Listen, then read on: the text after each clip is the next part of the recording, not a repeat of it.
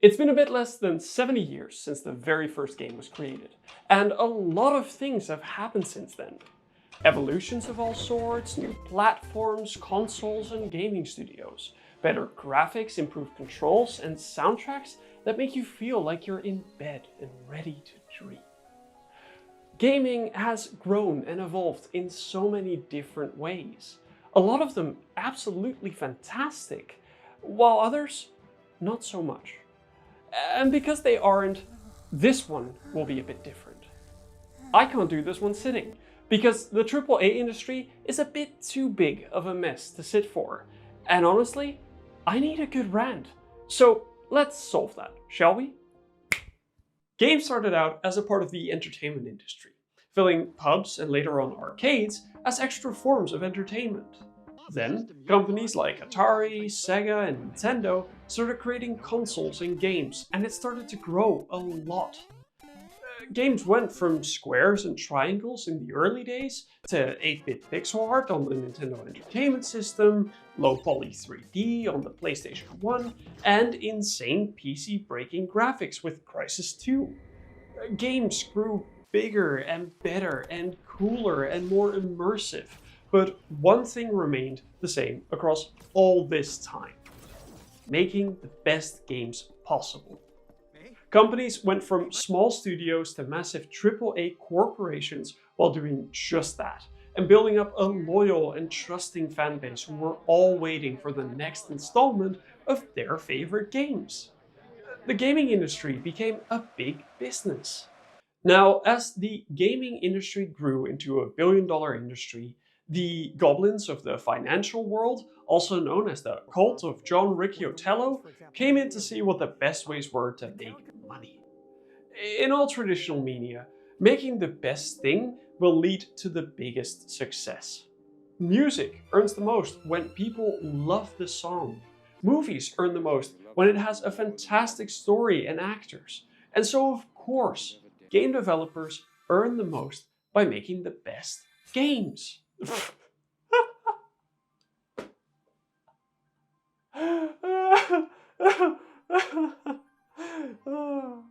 Amazing games make the most money?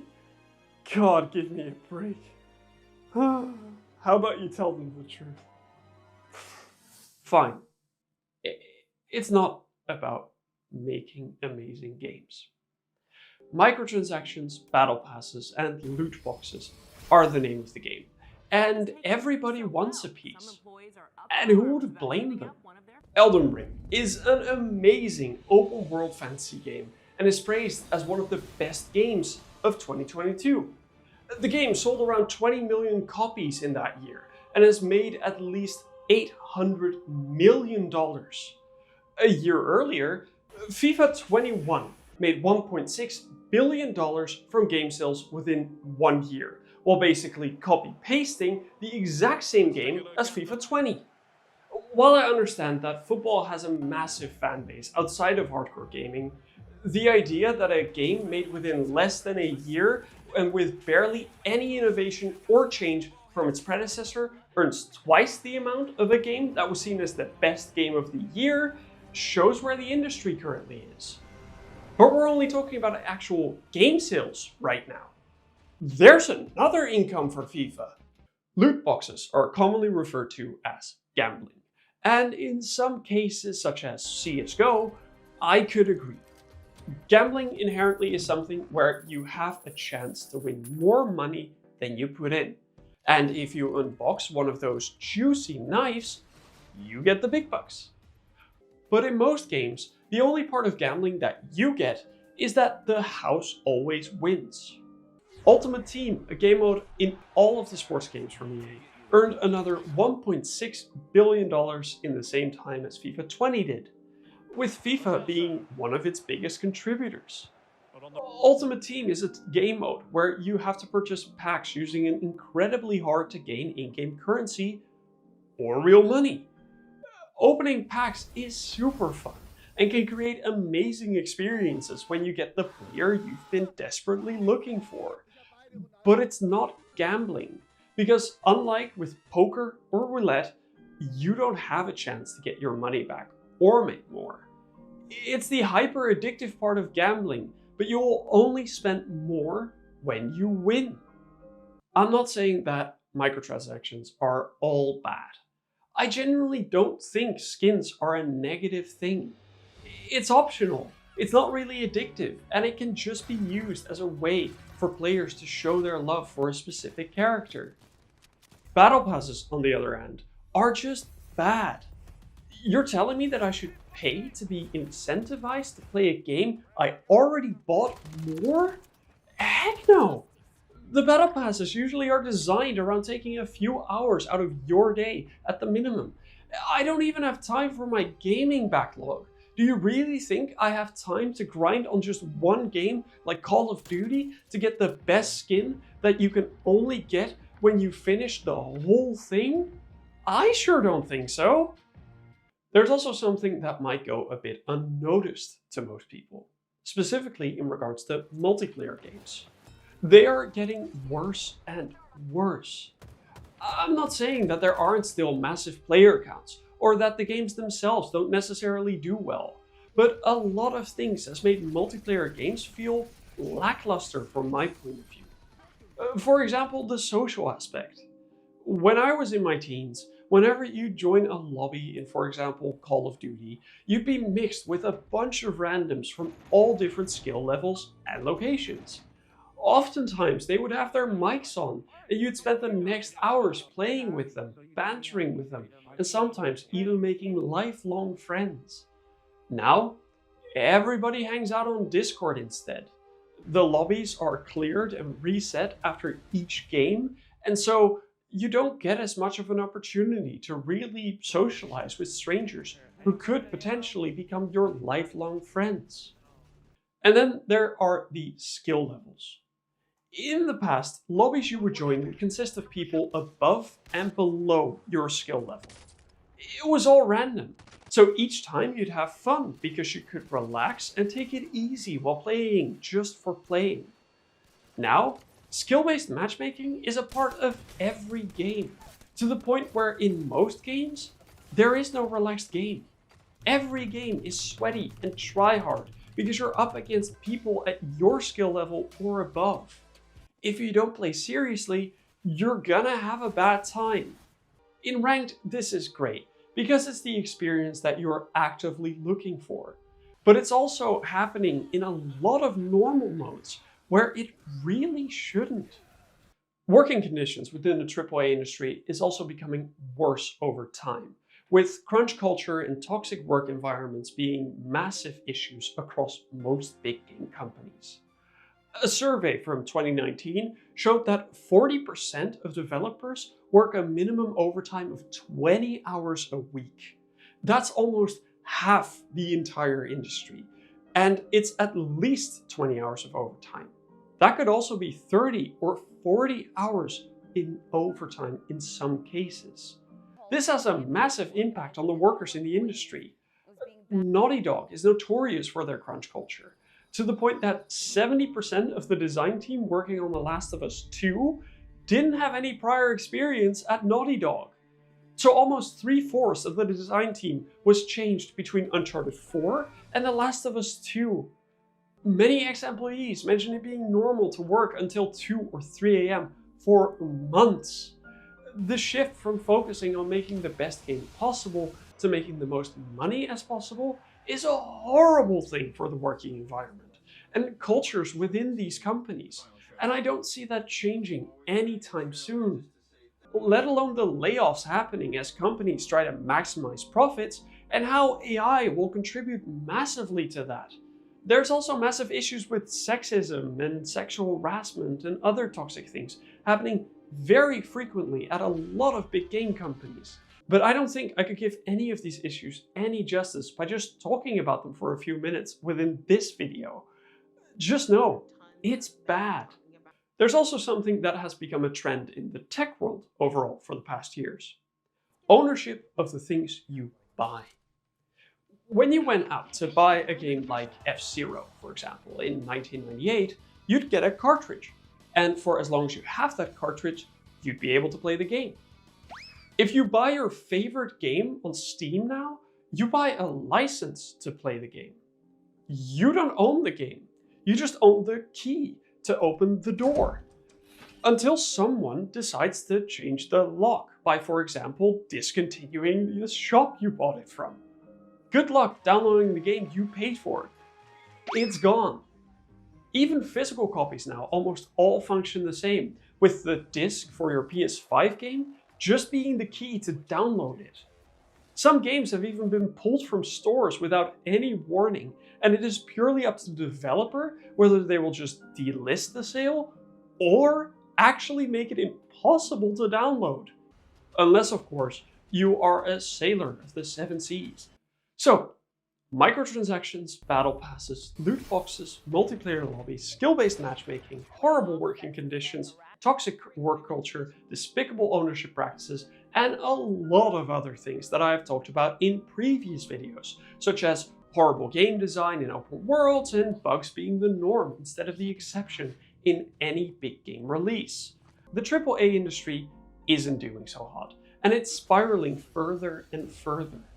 A lot of companies have stopped looking at the baby gamer and instead at the money they have in their pockets. But there are always exceptions. As I mentioned previously, Elden Ring is a perfect example of a game without microtransactions, and it's just a great game. God of War also is focused on the gamer instead of the money, and is insanely successful by doing so. Red Dead Redemption 2, Breath of the Wild, The Witcher 3, and Horizon Zero Dawn are all other examples of amazing AAA games that just want to give you an outstanding time playing. And when a truly amazing game appears that breaks the mold to an insane degree in terms of quality, like Baldur's Gate 3, AAA studios get scared. Larian Studios did something that was truly outstanding, and they made use of technology they've been building up for years with their previous games. I don't think anyone expects indie game studios or even AAA game studios to make the investment of money in a game like Larian did. But in the end, it's not about the investment. It's about the game you're making being of incredible quality and focused on being an amazing experience for the player. I don't care if you have a massive budget for the game you're making, or if it's just a few hours of gameplay. It needs to be the best game you could have made, and that is not happening right now with most AAA studios. Where that is happening is indie games. There are so many indie games that are amazing and cost a fraction of the big games. Stardew Valley, Hades, Terraria, Dave the Diver, Astroneer, Dwarf Fortress, Hollow Knight, Outer Wilds, Subnautica, Tunic, Cult of the Lamb, and Inscription are just a few of these that give as good, if not better, gameplay experiences than most recently released AAA games. They have true passion in them, and the developers just wanted to make something truly amazing. But we're not talking about indie right now. Let's get back to the AAA industry. I'm naming a ton of problems and issues, some of which we cannot impact as baby gamers whatsoever, but some we can. So how can we be a solution to a few of the big problems? Here are 4 things you can do to make the industry turn towards a better outcome. Let's start with the biggest one. Don't pre-order games. Just don't. You are rewarding potentially horrible games and horrible releases. You're giving money for something you have no clue if it will live up to the potential it's showing.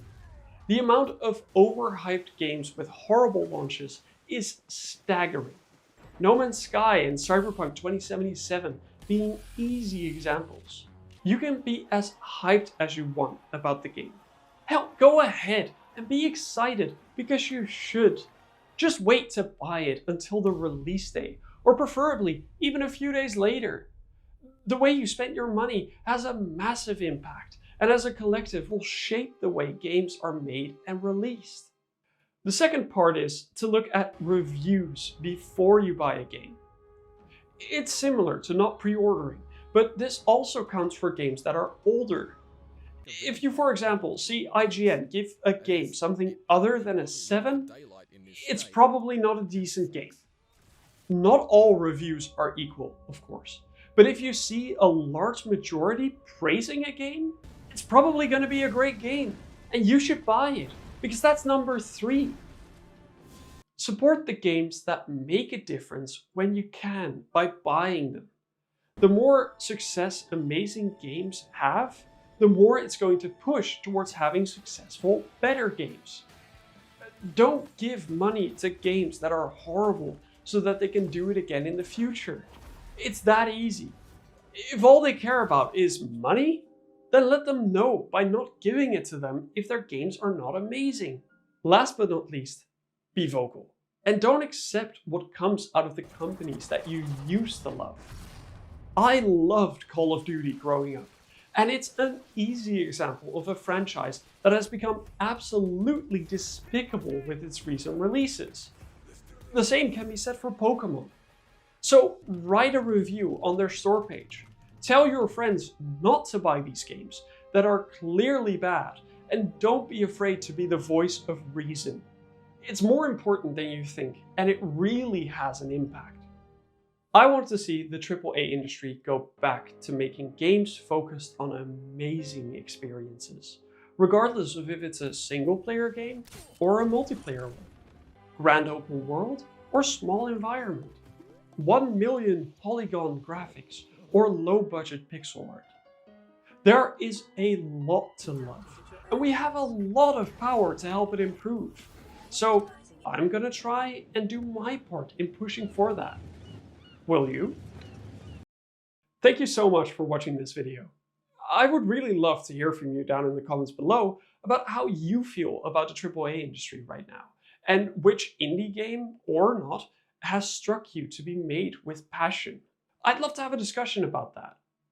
If you're curious about my other videos, here's one about how VR is overrated, and one about how minigames are game-changing.